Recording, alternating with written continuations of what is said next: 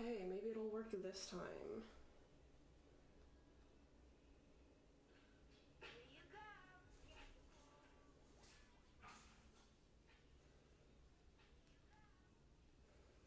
Alright, gotta say that I'm live on...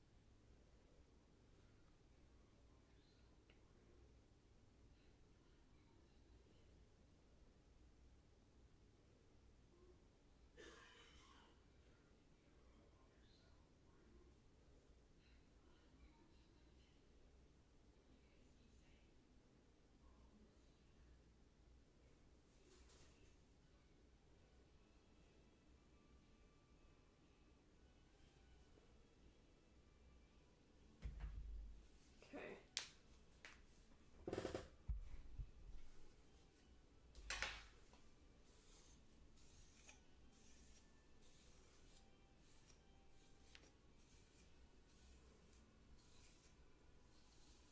Just want to make sure my hair's not tangled.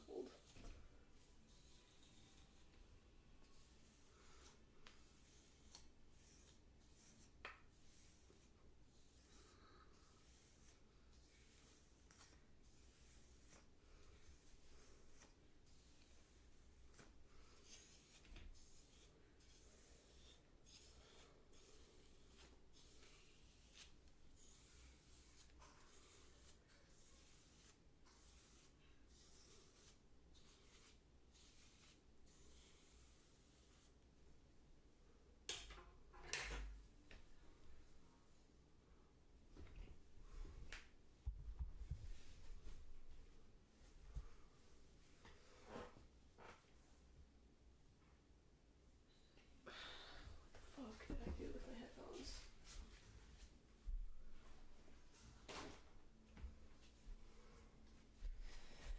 I don't know where anything is. Fuck.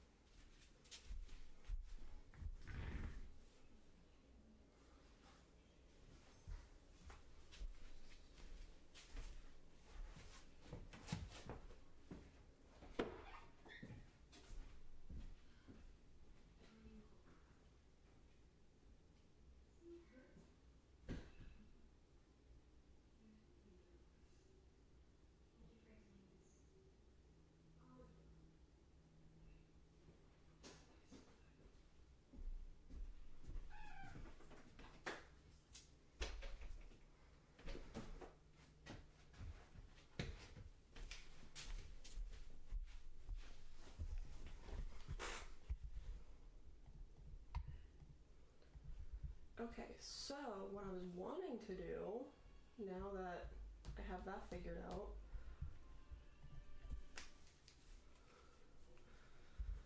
I'm in between watching these two videos. One of them was just uploaded by Rotten Mango, so it's true crime, about the girl who crashed her car and killed two of her friends, or a Matt Bernstein video about what's also new, not as new, but about Mel Robbins. I feel like the Rotten Mango one might be more entertaining. I'll do that.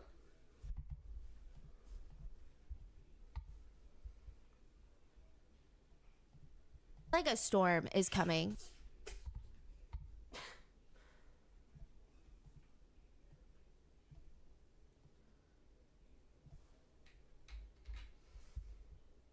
Yeah, my nose is itchy. Once again, fucking allergies fucking me.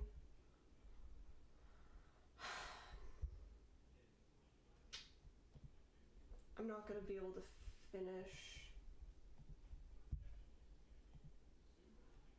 No, you know what? I'm gonna do the Mel Robbins video, because like I've heard about this, the let them or let you, which I've heard of, and hi.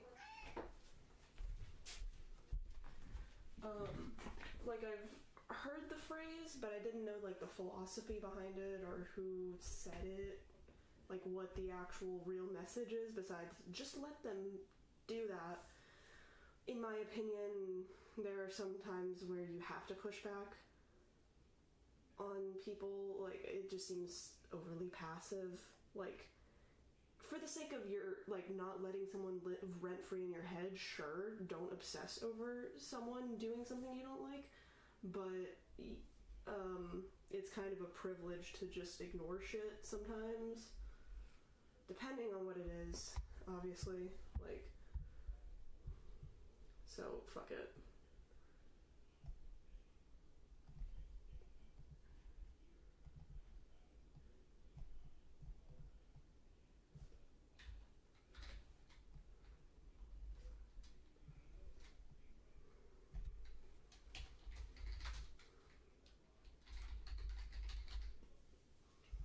Something that really bothers me, complete side note, is when someone's like kind of poking at why you're doing something or you're doing something a specific way. Like, for example, when I'm changing the title here, my cursor's not there, but when I'm changing the title here, I will click it and then go to the sources doc and then double click that to edit it. And someone might be like, oh, why are you doing that? You could just double click the text box itself as it's being displayed and then do that. But I feel like if I do that, then I'm going to put it off center and then I'm going to have to change it. So, yeah, I don't know. It's like slightly more work to do it the way that I'm doing it, but I don't know. But besides that, somebody might be like, why are you doing it like that? Like, kind of trying to, like, bother you. Like, it's not out of genuine curiosity. It's more just, like, you can tell they're kind of, like, trying to, like, split hairs and, like, be annoying. And then you're like, oh, well, I'm doing it like this. And they're like, you're good. It's okay that you... And it's like, I'm not apologizing. You literally asked, and so I'm explaining why I'm doing that. I don't necessarily have to explain why I'm doing that. I could just say, I'm doing it this way because I'm doing it this way. But I feel the need to, like, sometimes it's a valid question to ask why. And then they, like, kind of backpedal on them being the one instigating the questioning. And so they're like, you're good. And it's like, I know I'm good. Are you good? But yeah. Anyways, I'm not doing what I'm supposed to be doing. Where's the... Here it is.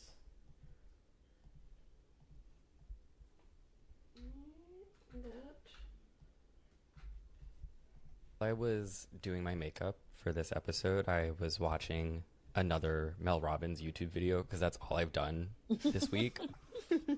And the video was called 8 Things to Tell Yourself Every Morning. And the first one was tell yourself that today is going to be a great day.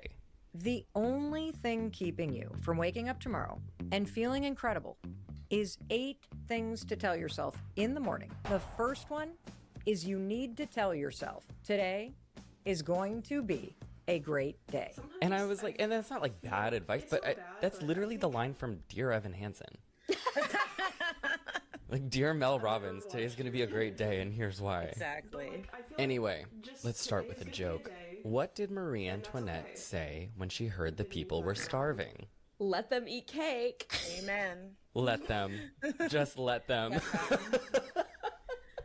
Hello, and welcome back to A Bit Fruity. I'm Matt Bernstein. I'm so happy that you're here.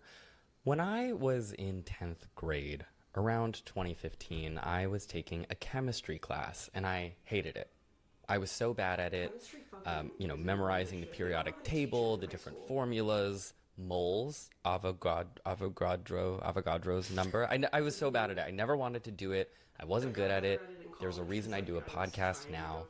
But I had one friend in that class named Kayla, and we would hold each other accountable for studying, for getting our work done. And one day when I was texting her complaining about homework, she sent me a link to this TED Talk. It was called How to Stop Screwing Yourself Over, and it was by a woman named Mel Robbins. My name is Mel Robbins, and for the last 17 years, I have done nothing but help people get everything that they want. It was pretty standard, like pick yourself up by your bootstraps advice, the only person standing in your way is you, that sort of thing. So why don't you have what you want? When you have all the information that you need, you have the contacts that you need, there are probably free tools online that allow you to start a business or join a group or do whatever the heck you want. All day long, you have ideas that could change your life, that could change the world, that could change the way that you feel. And what do you do with them? Nothing. Your parents make you do the things you don't feel like doing because you won't. Ever. Not now, not then, not ever. And even when you get good at something, you'll figure out something else you don't want to do. And then you'll plateau out and you'll get bored and you're like, I hate this job, it's boring. But will you look for a new one? No, you'll just bitch about that one. Your problem isn't ideas, your problem is you don't act on them. You kill them. It's not my fault. It's not anybody's fault. You're doing it to yourself. But her delivery was so convincing that it really did get me to do my chemistry homework. It was great advice. I watched this TED Talk over and over and over again, to the point where Kayla and I, when we'd see each other in the hallways, we would quote it to each other in the Mel Robbins voice. You're not fine. You're fine. You're not fine.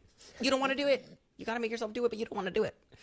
Anyway, that class came and went, and I kind of forgot about Mel Robbins, while over the last decade and a half, she became the face of the unlicensed life coaching industry and one of the most popular self-help influencers in the world.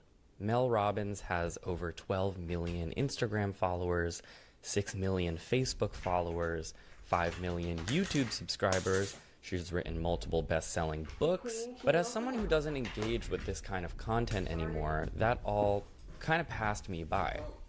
That was until about a month ago when I saw the following headline. Mel Robbins' response to backlash after telling women to upload all their financial documents to Microsoft Copilot. Okay. Groundbreaking. Sounds good. Sounds good. Sounds good. So anyway, I set out to learn everything I could about the woman who once helped me do my chemistry homework, and today I'm going to share with you what I learned and why I fully believe that Mel Robbins would sell you crystal meth if she could brand it as a product that would help you focus and if the payout was good enough. It's kind of where my thesis comes down, and to do that today, I'm so excited to be joined by longtime friend of the show, Kat Tenbarge, writer of Spitfire News. Kat, welcome back to the show. Thanks for having me. And by the YouTube political pop culture feminist analysis queen, dare I say, Princess Weeks. Welcome to the podcast. Thank you so much. Long-term fan, so I'm so excited to be here. And this rabbit hole has been fabulous. As a procrastinator, I felt validated and called out in equal measure. The three of us have spent the last couple days texting just like nonstop about Mel Robbins in full disclosure, so I do feel like our loins are girded. I can't stop saying let them. Incredible. Like, You know what? I was just telling you guys this, but like my boyfriend called me this morning. He was driving to work and he was like, "Oh, there's so much traffic," and I was like, "Let them." And he was like, "What does that mean?" And I was like, "Just let them." it's so good. Before we kickstart this whole timeline of Mel Robbins, and my God, there is a lot to get to, do either of you have sort of top line thoughts about Mel, what you know about her, what you don't? self-help influencers or the coaching industry? I mean, give me your thoughts. Self-help books are already like one of my like 7 rings of hell if I was on Dante's infernal journey, because while there is some good stuff to be like gathered from like bits and bobs, most of them should only be 100 pages. Like, it's like the way they were dragging in anecdotes and uncles and family. I don't care. 100 pages tops. It could be a really thoughtful Substack. But I also feel like in this online space where we have like a total collapse of like actual expertise, it's sort of like this ever like fulfilling prophecy of people trying to find like the latest, prettiest way to rebuttal like confidence, and trying to find some way to make it accessible and make it that you can just do every single day. And the reality is like, life is exhausting. Life is hard. And sometimes all you are is fine. This sort of like pseudo like get up and go thing. We do it every couple of years, and every couple of years we're like, but did it really help? So I'm really curious to see how she sort of illustrates this entire journey. My initial thought about all of this, and I'm excited to get into it, is I feel like this advice really only works if you're already rich and successful / have access to the tools you need to be rich and successful. Because like so much of the top line advice just is incompatible with 80% of the human population and like the lived experiences of average people. So let it. Let them cook. Let them cook with their advice that's incompatible with reality. Let them. And let you decide what you're going to do next, which is listen to this podcast. Let's get into Mel Robbins' early life. So, where does this all begin? Melanie Lee Schneeberger was born in 1968, Kansas City, Missouri, but they moved to Michigan as a child. I think you can tell she has a very strong Michigan accent, which I find quite charming. Mel Robbins' father is an osteopathic surgeon. My understanding is that like when she was a small child, he was still in school to become an osteopathic surgeon, and at that point, like, they were in debt. She talks about how her parents were in their late 30s when they paid off their student loans, which now is like, I feel like if you pay off your student loans by your late 30s, it's like normal, if not ahead of the curve. But anyway, by the time she was an older child, like, they had a good amount of money, which is interesting because a few years ago she posted, an Instagram about how you don't have to come from much to get a lot. And the caption was, I didn't come from much, but my parents taught me how to make much of what we did have. My grandparents were farmers, bakers, and coal miners. My parents met as college students in the middle of Kansas when my mom was 18. She dropped out to marry my dad. Bad decision, just in general. Yeah. And raised Wouldn't me and my recommend. brother. Yeah, don't drop out of college to get married is my takeaway from that. let her.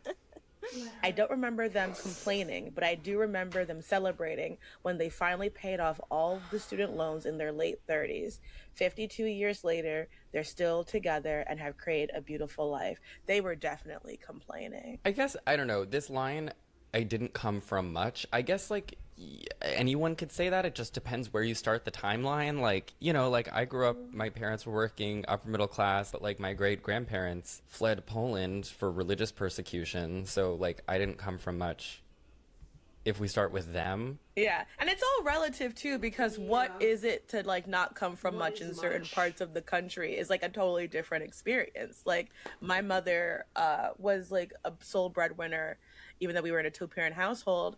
We lived in Brooklyn, and she made like what money would be like definitely upper middle class somewhere else. But in New York, it's just not the same thing. So like, anyone can create a narrative of which they were living that struggle life if they really know how to manipulate the books. 100%. Mel Robbins graduated from Dartmouth. She got her JD at Boston College. Then she moved to New York, where she was working as a public defender, which is where she met her husband, Christopher Robbins.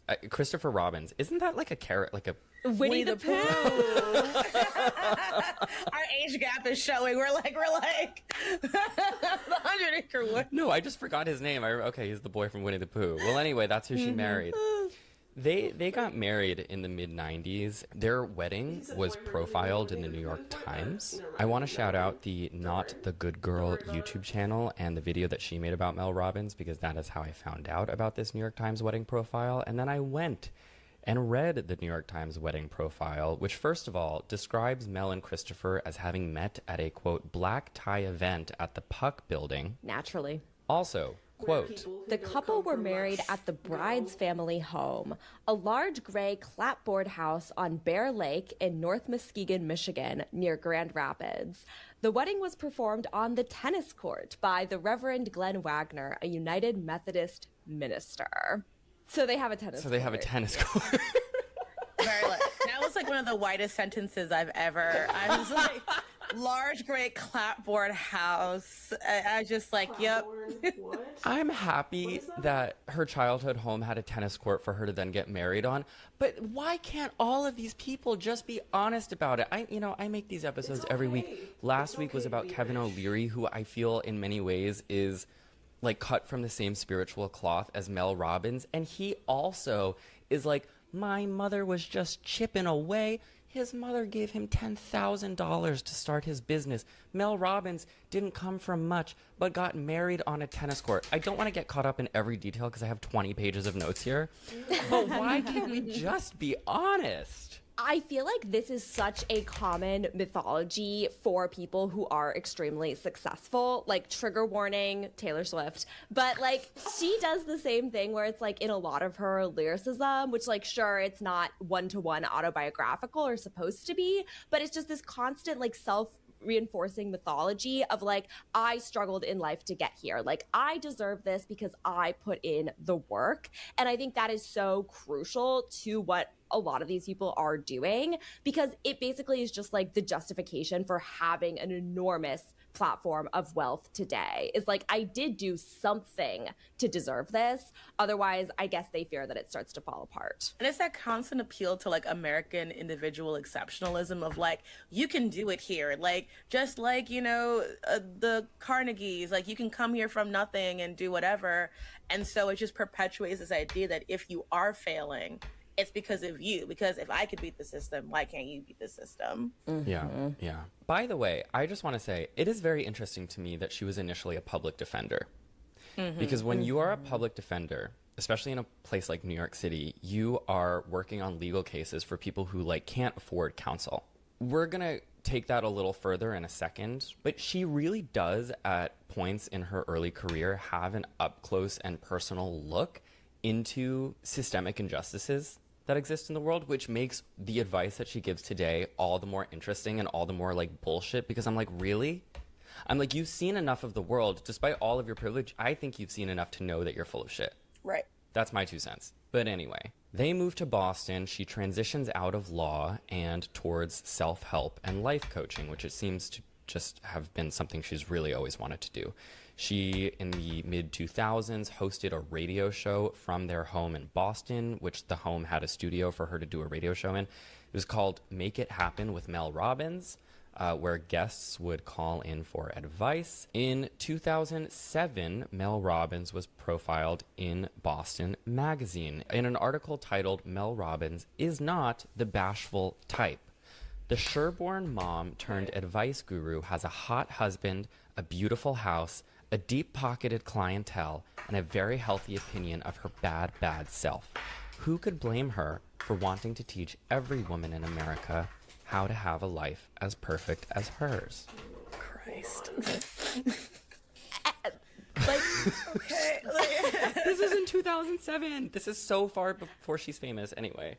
this is also like, this is a woman who knows her audience at the end of the day. And like the brand that she's curated is one where she can reach every person, but she knows how to reach the people who actually have money. And that article subheading tells the whole story, because what she's saying in her personal brand is to reach as many people as possible, but her paying clientele are the ones with the deepest pockets. So it's like a message that sounds universal, but she knows who she's really targeting, and she's been very good at that. And I want to be careful not to like say like specifically towards Mel Robbins, but I feel like when it comes to these life coaching industries that are made by people who have like no real background in like sociology or psychology, etc.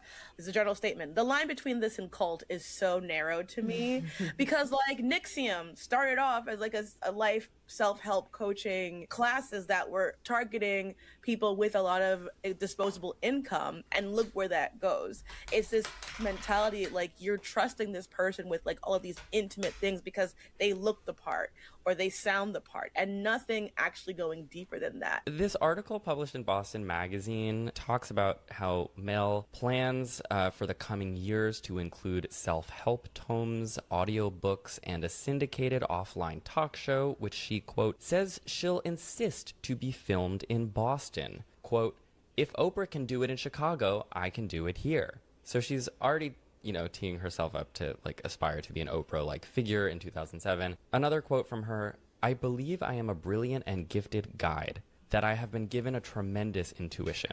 Good for her. What's her star sign? I gotta look that up. Libra. Wait, I'm a Libra. That's okay. No, I do. I love a Libra. Some of my best friends are Libras. But yeah, October 6th. This article goes on to talk about how before she cut back on private appointments by about 70% to focus on her media pursuits, Robin's $250 an hour counselees, in parentheses, she now charges $350. Also, I'm adding, this was in 2007, included fellow moms, recent college grads, and executives from companies like Dunkin' Donuts, Fidelity, and Johnson & Johnson. This was just basically a puff piece that she clearly found someone at Boston Magazine to write about her. And it's sort of, I mean, it's just like a grift all the way, because she's like doing this resume about how she's so good, but it's ultimately to get clients who then she can use as, you know, further testimony about how she's so good at life coaching. She just wanted this really bad. And something Mel Robbins will do later in her career is she'll be like, this all just kind of fell into my lap, and my friends noticed how good of an intuition I had and how inspiring I was. And it's like, no, you have been grinding at trying to be a famous self-help influencer since before there were even influencers, since when it was about talk radio. Again, I wish these people could just be honest about that. This was in 2007, and by 2008, of course, the recession hit, which put her and her husband, Christopher, who was flailing in the restaurant business at this point, into, as she says, financial and marital disarray. And famously, she says over and over that they fell into $800,000 of debt. Now, I can't say that this is or isn't real, but just, I start to take everything these people say with a grain of salt, you know? Because that is just an insurmountable amount of debt for, like, people who had good jobs. What happened? Like, did you really put all your eggs in restauranting and self-help? Y'all are adults. This is what season 3 of Euphoria should have been about. Instead of Nate Jacobs getting his limbs cut off because he was like deeply in debt, it should have been about how Cassie becomes a self-help author to dig them out of debt. Anyway, amidst the recession, Mel and her husband are really struggling, and it was out of the ashes of their struggle that the Phoenix rose up. The Phoenix, of course, being the 5-second rule. Are you guys familiar with the 5-second rule? I am now. I feel like by just me saying the title, you know what it is. But it's essentially like the second that you have a thought that you need to get something done, you count down from 5, 4, 3, 2, 1. You give yourself the 5 seconds to like basically launch yourself into doing the thing. She compares it to a rocket ship, and she says she was watching a documentary about a like rocket ship, and she like watched them count down from 5, and she was like, wow, I could do the same thing to get myself out of bed in the morning. I woke up on a snowy day with $800,000 in debt. The alarm rang. I immediately thought, I got to get out of bed. I was inspired to count backwards, 5, 4, 3, 2, 1, because I had seen a rocket ship launch the night before while I was drinking bourbon in front of the TV. And that first morning, 5, 4, 3, 2, 1, that I got out of bed when that alarm rang, it felt like a victory. For the next 3 years, all I did was count 5, 4, 3, 2, 1. And one action at a time, my life changed.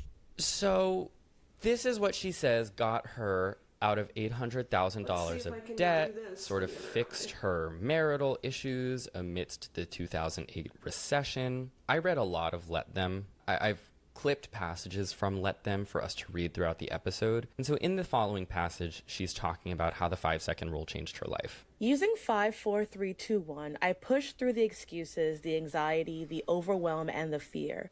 And step by step, day by day, week by week, I slowly took the actions that put my life and career back on track. My husband started using it to push himself to face the issues in his business head on, and it worked for him too. But it would be another 3 years before I told anyone else about the 5-second rule. How selfish. I had been reluctant to share it with anyone because first, I didn't know why it worked. And second, I didn't feel like I was in a position to give anybody advice. I pasted this here because, first of all, just that last part of I didn't feel like I was in a position to give anybody advice. At the point in which she claims to have developed the 5-second rule, she already had a radio show out of her home in Boston about giving people advice. So again, she kind of just like wiggles around in this narrative of like, I was just a humble small town girl and I didn't realize I had invented sliced bread. It's like, you've always wanted to do this. Just be honest. Yeah. You've always wanted to do this. Also, like, the 5-second rule did not make her $800,000. Branding the 5-second rule and then selling the 5-second rule to other people is what made her $800,000 and then millions and millions of dollars. Cause like on its own, I don't think that this is a bad thing. Like there's an obvious psychological value in like sort of just like motivating, like being like, I'm gonna do this thing in 5 seconds. Like it's a good tool in that sense, but it's not a get rich quick scheme or a fix your marriage scheme or a make your life so much better transformational scheme. It was only that for her because she figured out how to sell it. And I just want to say, like, from what you have shared with us and just doing a little bit of other research, like, it's clear that she's already a very self-disciplined person. Like, if you're going to Dartmouth, very competitive school to get into, and you get your JD at Boston College, and you work as a public defender, and you're in the Legal Aid Society, like, you are already a self-driven, disciplined person going through a rough patch, and then you get to use all of those skills and those privileges to help you get out of it. And I think that's a part of it too, is like, as someone who takes Prozac every day, it's like, I can 1, 2, 3 myself, 1, 2, 3, 4, 5 myself several times. No. You have to count down. Sorry. I've been doing it wrong the whole time. That's a problem. I've been listening to so many goddamn interviews with this woman, but you can't count up because then she says you could just keep counting up forever. By counting down, you get to 1 and then it's over. Which honestly, sometimes she says things and I'm like, damn, that makes sense. You're like bars. That's the thing. She's also really good at making a sound bite. And that is one of the best skills you can have as someone in this type of position, is being really good at breaking things down into chunks like that. Well, and as each of you have pointed out, all of her advice in general, most of it, it's not all bad. It's just also limited to a very specific subset of mostly inconsequential situations. Right. And as she goes on to write, quote, the stories were amazing. People had used 5, 4, 3, 2, 1 to push through fear, procrastination, and excuses to change jobs, lose 100 pounds, get sober, launch and sell businesses, improve their health and marriages. The medical and clinical uses blew me away. Doctors and psychologists were using it to treat PTSD, OCD, and depression. I think this is irresponsible. Like, especially the use of the word clinical is really interesting because that has like a really specific definition. And I don't think that she didn't reinvent the wheel with the 5-second rule. I don't even think she's the first person to come up with this. She just like has, again, like branded it very successfully around herself. Like, she's turned it into a personal brand. I'm sure that doctors and therapists do advise people to do stuff like this, but not because of Mel Robbins. It's just like a psychological fact that I think has existed since before she was even born. And that's where the clinical usage of it comes from, I suspect. Yeah, like counting is a common thing, or repeating certain terms. Like, these are such and just taking breaths. Like, I can just imagine like breathing in between doing do it the right way, 5, 4, 3, 2, 1, would be soothing and relaxing. But again, I think, as we said before, like this whole idea, like lose weight and get sober and launch and sell businesses, it then takes all of that. Like if you aren't having those results, that you're doing it wrong. Right, exactly. It's your fault. And listen, I've read the comments on those videos, and some people, maybe even you, say that this has helped them a lot. And if it's helped you a lot, if it's made getting out of bed easier, literally more power to you. But all of the advice that she gives in all of her books are just different versions of the, like, you are responsible for every good thing that happens to you, and therefore you are also responsible for every bad thing that happens to you. Groundbreaking. It's just not a framework that's like rooted in like reality or like acknowledging the way that the world works. It's just you.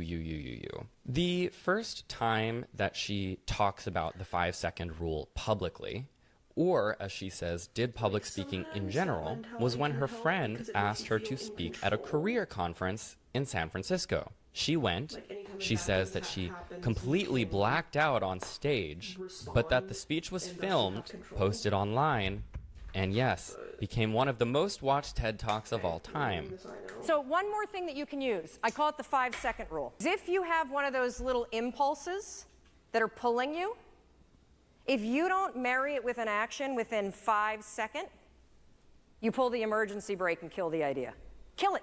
It has currently around 35 million views, which is almost as much as, you guessed it, By Sister before it was deleted. Like I said, I loved this TED Talk in high school, and it helped me get my homework done. But there's a big difference between like something that helps you get your homework done and something that helps you like leap over the hurdles of structural inequality. And Mel Robbins seems to think that her advice applies equally to all of the above. I feel like what she does really well in this video is, first of all, like in this TED Talk, it's super, super engaging, both for the audience who was physically there in the room with her and for you as the viewer. But the majority of what makes it so engaging is not even advice. It's more so like just being a good entertainer, like having showmanship and knowing how to connect with an audience. It's the same thing that, like, again, like a magician could do a really good job at this. Like a comedian could do like a really good job at this. Like the actual advice, when you boil it down, is super, super non-descriptive, and it doesn't really meaningfully change anything. But I feel like she's also really good for temporary bursts of motivation. And like, if I was procrastinating on writing something and I watched this video, I already feel bad. I already know I need to do something. If this woman is just like, you can do it. Like, yes, of course there is a temporary benefit to that, but it will not meaningfully change the direction of your life. She talks about the 5-second rule in the TED Talk. The TED Talk goes super, super viral. And in the following March, Mel publishes her first book, Stop Saying You're Fine, the no BS guide to getting what you want. Stop Saying You're Fine is, of course, one of the viral phrases that she had in that TED Talk. In fact, all of her books are basically the product of viral posts that she's made, which I understand in the self-help industry is probably like how it works. It's like you get a really viral post and then book publishers are like, do you think you can turn this post into a 300-page book? The problem generally, though, is that, as you said, Princess, there's just not enough meat on the bone to fill 300 pages. Yeah, and then to do the workbooks, and then to do all the extended edition, it's like no BS guide for girlies. You know what I mean? Like it has to become an empire. It can't just be like a step in like the pathway of like, you can't afford to have a full-time therapist who would ideally talk you through each of these steps. So instead, I'm going to have to sell you every single one of these books to do the exact same thing, except that what a therapist does is actually work with your own limitations, which I think these systems are trying so hard to fit into it that it doesn't take into account, like, you know, these things could benefit you if you were working one-on-one with somebody who could hold you accountable in your day-to-day life. This can, as you said, Kat, only give you like a temporary burst that adds shame if it doesn't go forward. Yeah, I mean, like, even if you break down, like, the things that she talks about as stuff you can use her tools to address, like, even if you break it down and just look at one of them, like losing weight, it's like, there is no one size fits all prescription for losing weight, and this does not take into consideration any of the systemic structural factors that make it difficult for people to stop gaining weight or to lose weight. Like, it's not actually useful once you bring in many of the real life factors that people are going through. Also, one thing from this TED Talk that I forgot to mention, during it, she puts up pictures of her like family. Like, there are pictures of like her kids, and she's using them as like a cutesy way to illustrate, like, sometimes your kids will like get into the pantry when you have people coming over later. The pantry, like her house that you can see from these images, she has like a walk-in kitchen pantry. Like, I was like, you're already rich. You live in an extremely nice home. Like, I was just super gagged by that, and the little like discreet ways of showing that you are in fact already quite wealthy. Trust me, I have money. I would like to take just a quick minute from the show to give a shout out to Factor for sponsoring today's episode. Don't you just love when you get home after a long day, you open the fridge, the groceries, they're looking at you, they look good, they're waiting for you to do something with them, but you just don't have it in you to cook. That's just most days for me, so no judgment here. Or maybe you're a meal prepper, and what's looking at you when you open the fridge is the same chicken and rice you've had for dinner for the last 4 nights. What if there was an easier, more varied way to eat in a pinch? There is. Factor is a meal delivery service with chef-made gourmet meals that make eating well easy. And the best part is, of course, that they are all ready to heat and eat in just 2 minutes. Factor has a wide array of over 100 different meals rotating every week, a variety of different specialty menus, whether you love meat or whether you're a vegan. It really is a great way to just simplify your evening routine or your lunch routine or your breakfast routine, especially if you are like me and don't love the art of setting aside time to cook. Just not my thing. If you'd like to try it today, you can head over to factormeals.com/fruity50off and use the code fruity50off for 50% off and free daily greens per box with a new subscription. That is factormeals.com/fruity50off. Thanks so much to Factor, and now let's get back to the show. Because he was like, that first book didn't become a blockbuster, and Mel doesn't become a full-time self-help influencer right away.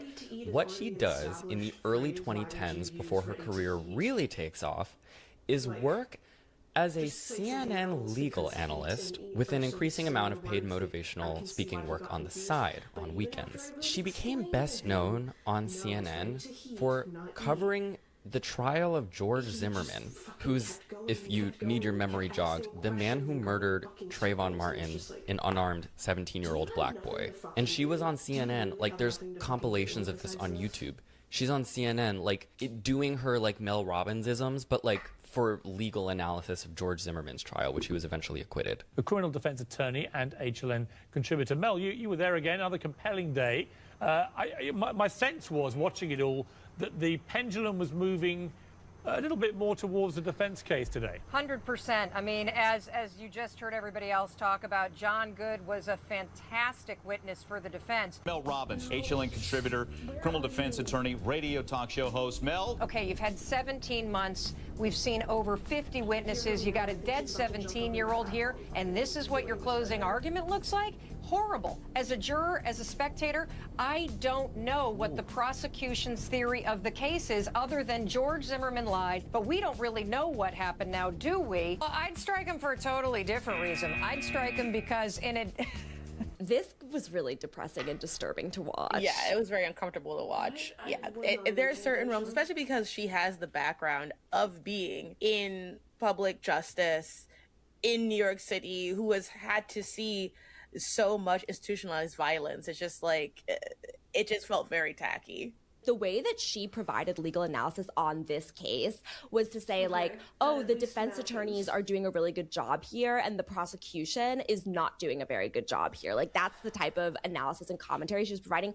There's a place and a purpose for that. But what really grinds my gears about this style of legal commentary, which is what makes up the vast majority of on-air commentary as well as like YouTube commentary and stuff, the system is problematic. The system like reinforces injustices. The system itself is worth talking about, not just like, oh, is the defense attorney doing a good job, but also like, if the defense attorney is doing a good job, what does that say about the reality of how our justice system is failing?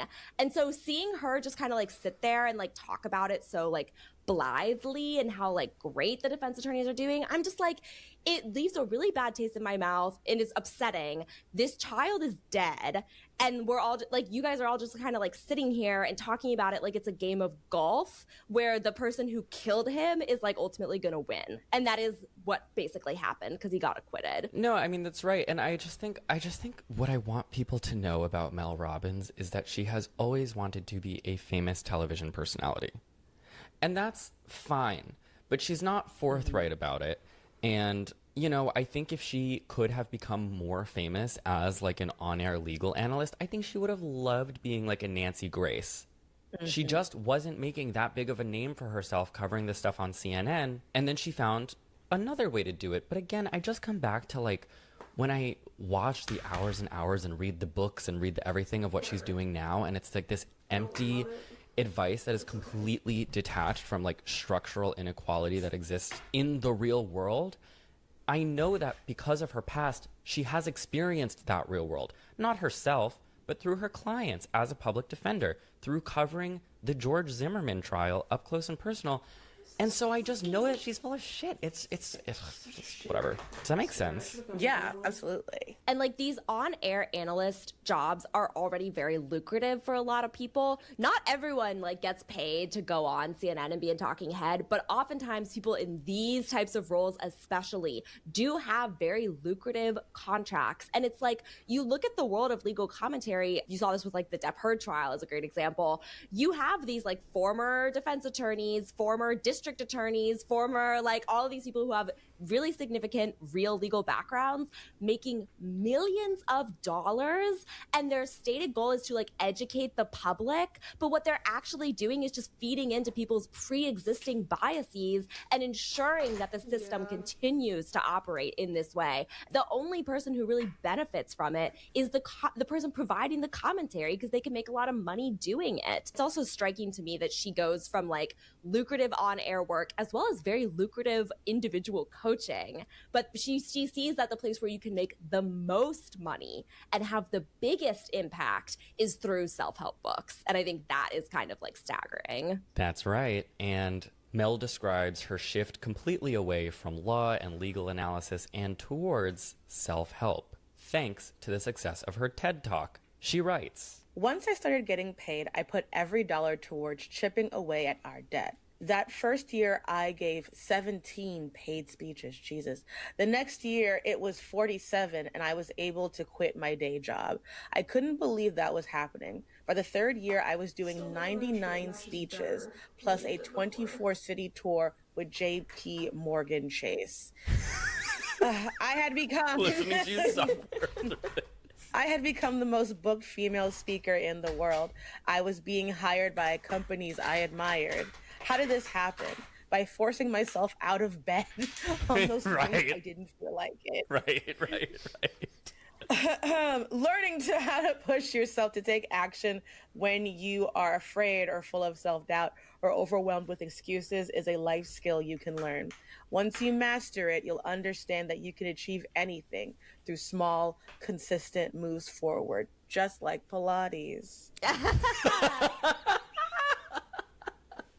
I don't want to be one of these people who's like, you actually can't do anything. And like, you shouldn't get out of bed. Like, you whatever. But there has to be something in between that and Mel Robbins saying that she became the most booked female speaker in the world within 3 years because she was getting out of bed in the morning. We're literally charting the path of how she actually got there, which is that she had connections that 99.999% of people do not have. She met her husband at a black tie Manhattan event. She is an on-air CNN legal correspondent. These are not just things that you get handed to you. These are not just like opportunities that are waiting for you. You can basically only do this stuff if you are already operating within this like echelon of society where you're constantly meeting CNN bookers and people who book motivational speakers for JP Morgan Chase. Yeah, they need the motivation for sure. But have you thought about getting out of bed 30 minutes earlier, Kat? Maybe I will. maybe I will. Don't you want to go on a 24-city speaking tour with JP Morgan Chase and other companies you admire? Only with a daily stop at the Capital One Cafe to fuel up for my early morning. That nitro. Yeah, it's one of those things too, as someone who, I do have a procrastination problem. So there's a lot of this stuff that is accessible. And again, the place where it stops being relatable is sort of like, I am an adult, so I know that the connection between A and B is not really there. And it's frustrating to see the lack of transparency in that regard. And I think it's just so tied to explicitly like the women's self-help space is so oriented around making it seem effortless, by making it seem effortless and classy and elegant, like these small, consistent moves forward. It's like a way of still maintaining a sense of, I would say, femininity while progressing. Like you're never sweating, you're just doing small, consistent movements. That is a really interesting insight. I'm just hearing so much Pilates talk too, even though I do Pilates, but it's all of these things in which like, when we're talking about kind of like the trad wife influencer thing, it is also rooted in this idea of like, you know, taking these big spaces for yourself and really being self-focused. And it's just like, to go from having 17 paid speeches, most people don't get paid to give speeches. Most people don't get paid for any of that labor. So even the fact that you were notable enough that those were paid gigs is already like above most people. And she can't acknowledge any amount of privilege in any of her works, like anywhere. She can't acknowledge any of it because it would just undercut the basis of her advice. On her credibility in giving people life advice, which you might be wondering about, she writes, when people would ask if I had a PhD or if I was a therapist, I would say, no, I learned everything the hard way by screwing up my own life and then having to fix it. I didn't achieve success or financial freedom because of some secret. I did it because I was willing to do what most people won't. I woke up every day, and regardless of how I felt, I kept slowly chipping away at my goals for over a decade, a painstakingly slow process. Some days, all I focused on was just trying to be a little better than I was the day before. Often, that's all you need to do. I am not special or different or gifted or lucky. I just found the tools that worked for me, and I used them. Today, my entire career and life's purpose is sharing those tools with you. Fun fact, most people don't wake up every day. I didn't know that. That's what I was thinking about, I didn't know that. I was like, what? We learn something new every fucking day. Like, most people don't wake up every day. It's like, regardless of how they feel. I'm like, I think literally everyone does that. I also just want to give a shout out to actual psychotherapists, social workers, people who do have PhDs, because I know that Mel Robbins is a sore spot for many of them. Many of them messaged me when I posted about planning this episode. When she writes, when people would ask if I had a PhD or if I was a therapist, I would say, no, I learned everything the hard way. Unfortunately, that's not actually a credential. Nope. It's really aggravating, and this was a conversation on TikTok, and it's like, you are an expert in your own experiences, and even in that, you are not a reliable narrator for yourself. But the point is that credentials do matter when you are trying to sell things to other people, when you are presenting yourself as an authority, and not even having the sense to be like, I am special. I am different. I am lucky. I would respect that more. I love a bad bitch behavior. But be like, yeah, I'm lucky. I'm special. I had a really good childhood. I have like really stable parents and everything. And because of all of that, I had the wherewithal to figure out this work. Like, to me, that is more relatable than just saying, I woke up like this. You're not Beyonce. It's also very like tripling down on that it's your fault if you're not successful, because she's literally saying like, most people won't do what I do. And it's like, most people don't have what you have. Most people didn't grow up on Bear Lake near Grand Rapids, Michigan, which I'll never forget now for some reason. Like, exactly. Like, I'm like, most people don't have a tennis court in their backyard. It's just very frustrating for her to like sit here and be like, this is how it is, when we all know it's not. Mel Robbins is now well into her, skyrocketing to stardom. She ends up turning the 5-second rule into a book aptly called The 5-Second Rule. It's released in 2017. It becomes a bestseller. This is really where she reaches superstardom and fully pivots into full-time self-help influencer mode. One of my main gripes with self-help influencing in general, you are telling everyone else how to live their life. If your advice was so good and was so profit generating and was so fulfilling on its own, why is your career giving that advice to people, selling that advice to people? If you were taking your own advice, wouldn't I not be hearing from you? Wouldn't you just be like happy and somewhere else and making money doing whatever the thing is you initially set out to do? To me, it's all such a scam. Let them. I mean, let them scam me, fair enough.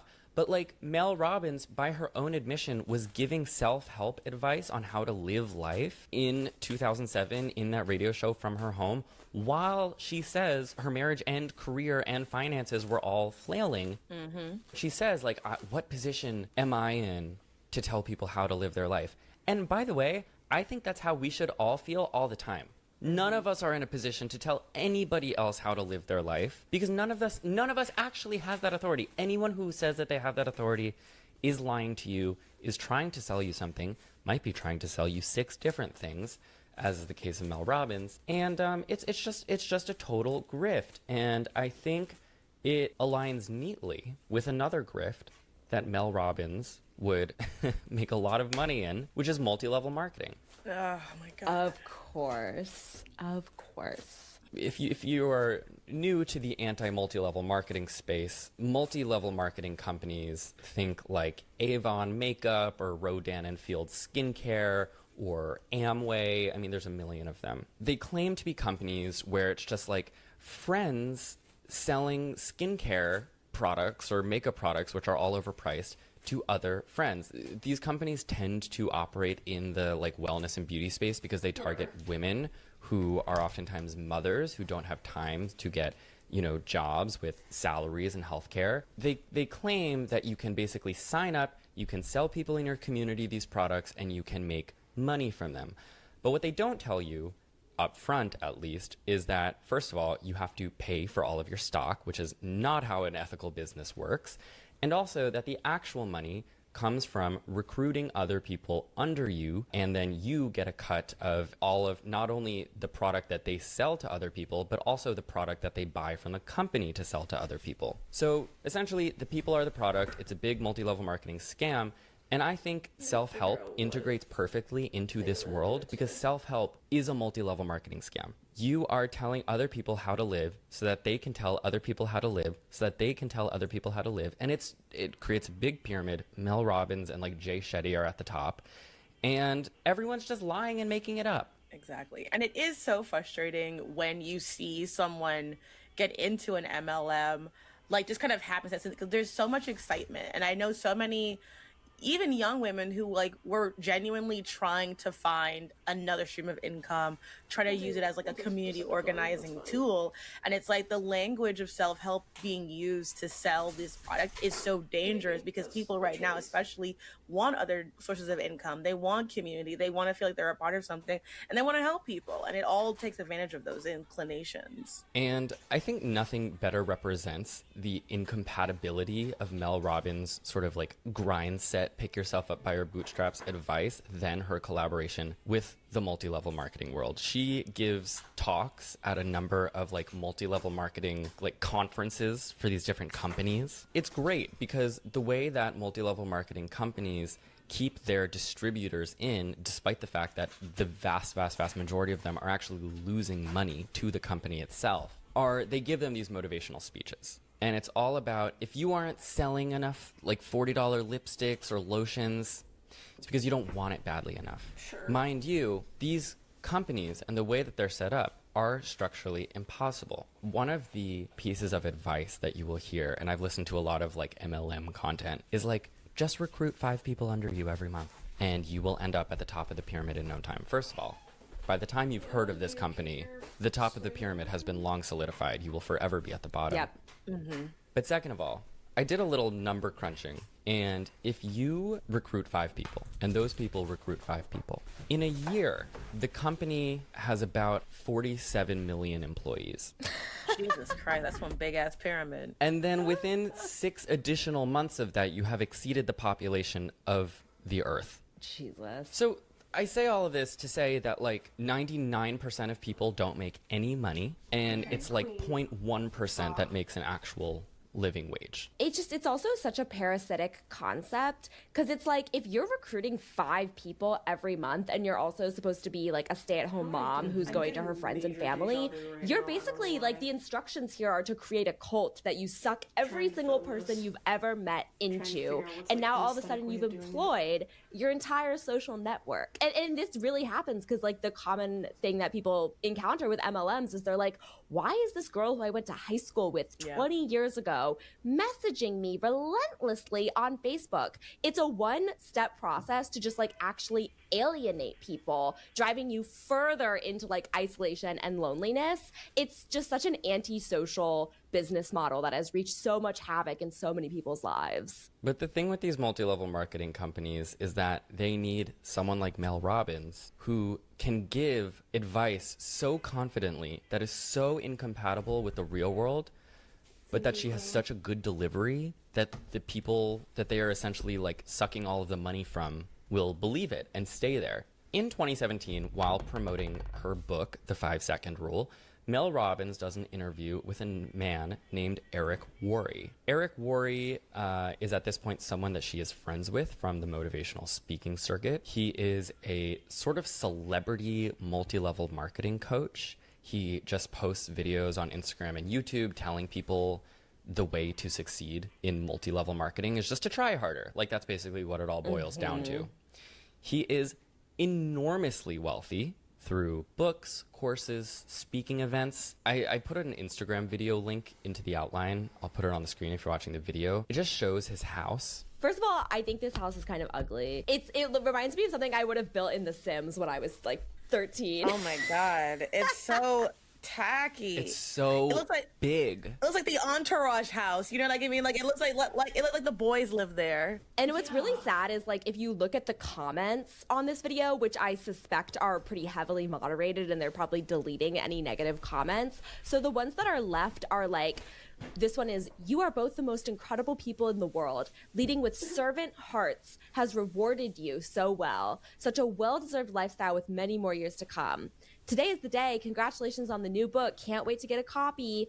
Wow, that's a beautiful home. Well done." Like, it's just people glazing them and believing that they, again, have earned this because of the mythology they've created, which is, I struggled to get here, and perhaps more importantly, so can you. And that's so important to the whole thing, because this is what taps into that whole American exceptionalism. It's like, this is why we can't have socialism, because then when you're a billionaire, do you want to be taxed? That's right. And so Mel goes on Eric's podcast. She also, by the way, spoke at his recruiting conference. It's kind of a small world with these people. So let's say that you've got a bunch of people that you want to talk to, you want to recruit, you're excited, you go into the meeting, but they look at you like this.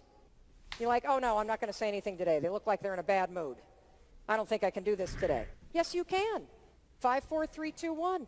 This is the advice she had for people who are struggling to make money in multi-level marketing pyramid schemes. So the problem is that you have a habit of getting stuck up here.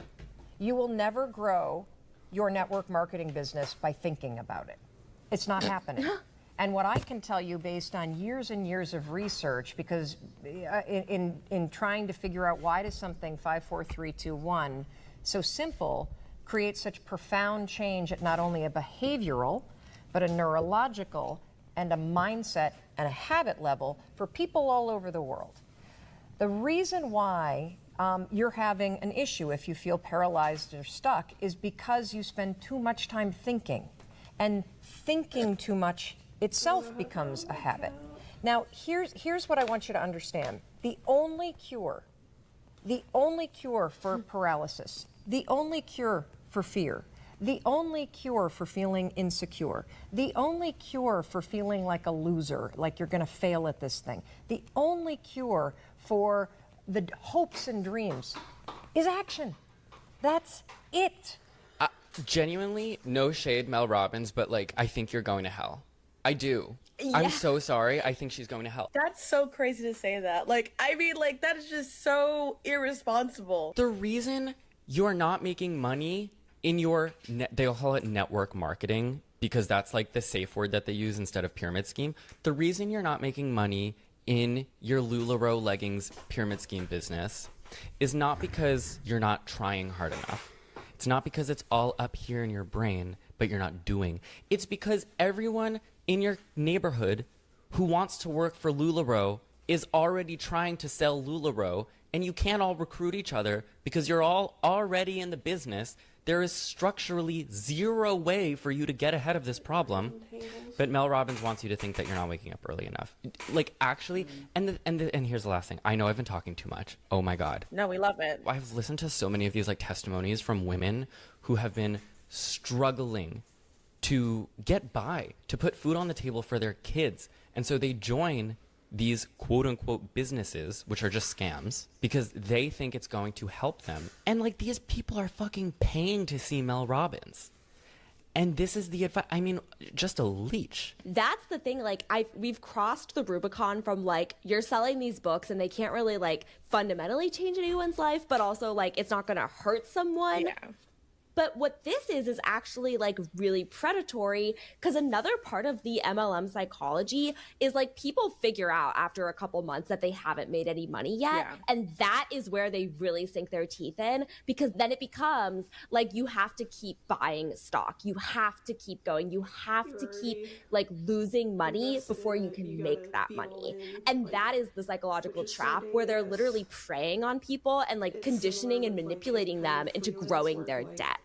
And that's just so awful to do to people. Like it's quite evil, I would say, to do to people. It's so evil. And even just like, you're thinking about it too much, girl. Like that's what I mean. Like that whole hyper like feminine edit, like, it's progressive. It's economically empowered of you to like just close your brain empty. Okay, you gotta girl math this shit. Like, you know, like just keep spending. Money's not real. You know, it's all of that same kind of girly popification of everything serious. And it's like flames. And she's not just adjacent to the multi-level marketing industry, she's in the heart of it. In 2021, Mel Robbins is a featured speaker at Monat's Monations conference. Monat is one of these many MLM companies. It is a hair care and skincare MLM. Because of rules put in place by the FTC, MLMs are required to put out income disclosure statements which show you how much money their distributors make. And after looking at Monat's, I can tell you that at Monat, 94% of the company exists at the lowest rank. Jesus. Because the bottom of the pyramid is always the biggest by a lot, and their median annual income, without factoring in products, which they have to purchase to sell in the first place, was $19. Jesus. Only 0.16% of the company, or 16 out of every 1,000 distributors, makes $45,000 to $55,000 a year, which is an almost livable wage for some places in the US. And the total percentage of the company that makes more than that is 0.1%, or 10 people per 1,000. So in total, 26 out of every 1,000 distributors at Monat are making a living wage at this company. And that is not factoring in expenses. Or health insurance, which I definitely don't have. Or the fact that you've now alienated your entire social network by DMing every person on Facebook to buy your terrible products. Yeah. That's another thing about this specific MLM that is like, I would love to see Mel Robbins do a daily routine with these skincare, hair care, and makeup products, Right. because no one uses this stuff. Not only are they not high quality, there are horror stories of people like using these products on their hair and having like bad outcomes. So it's just like, it's such a scam. If even a part of what she was saying was true, you would think she'd at least be like, and this is a really good lip gloss, right? Because like at the end of the day, you're supposed to be selling beauty products, but that doesn't even come into the equation. Right. Is like, are the products you're selling actually worthwhile? Yeah, 26 out of every 1,000 distributors are making a living wage before expenses, one such expense being these distributor conferences that these companies put on that they charge the distributors to attend, which typically consist of motivational speeches by people like Mel Robbins telling them to work harder to increase their downline to a group of financially struggling women who will statistically not grow their downlines, because the bulk of the people, like I said, who will ever work at the company are already working at the company. This is where Mel Robbins went to give her speech, which, by the way, according to a bunch of different, public speaking fee websites, her fee is between $100,000 and $300,000. Oh my God. Wow. That's insane. I've talked a lot about Mel Robbins sort of avoiding the structural realities of the world that we live in, because it's the only thing that she can do for her advice to seem reasonable. But like I said, I've been watching a lot of episodes of her podcast, the Mel Robbins podcast. And a few months ago, she had Barbara Corcoran on, who is the founder of Corcoran Real Estate Group and Shark Tank investor. We've had a lot of Shark Tank on this podcast recently.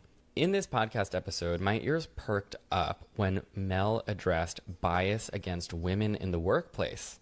I was like, okay. Interesting. Okay. Woke o'clock. And she asked Barbara Corcoran what she would do to combat it. Now, I'm going to play this video. It is mostly Barbara Corcoran speaking, but I think it really well represents the story that both of these women tell other women. I'd love to talk a little bit more about your just insights about women and success and being successful, because there is a lot of pressure. There is bias in the workplace, but you have always seemed to just pick yourself up, shake it off, and plow forward regardless of what was going on around you. You built one of the most successful real estate businesses in a male-dominated business. How do you want women to think about both the very real things that are against us in terms of the way that business is structured, but the opportunity that that creates and what kind of mindset you need to have? Well, there's always real things against you, but I did it a little differently than most. I never thought of myself as a woman. Not a single day did I think of myself as a woman. I thought of myself as a competitor, just like a man. I was a competitor, and I was going to put you under the table, without a doubt, by the time I finished. All right? So not having that liability or thinking I was weak or had a disadvantage of some kind or another was an advantage to me. Girl, get out of my face. She basically also just said that to be a woman is like, she basically was like, I didn't think of myself as a woman. I didn't think of myself as weak. I'm not one of those weak bitches who complains about gender or whatever. I get up 30 minutes earlier than the boys so I can get mine, okay? They want to discriminate against me? Let them, okay? I've never viewed myself as a woman. I must film content.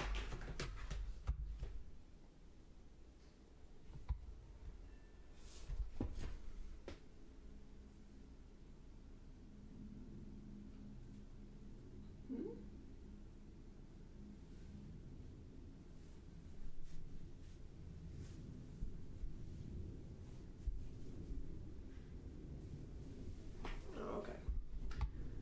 Food's here.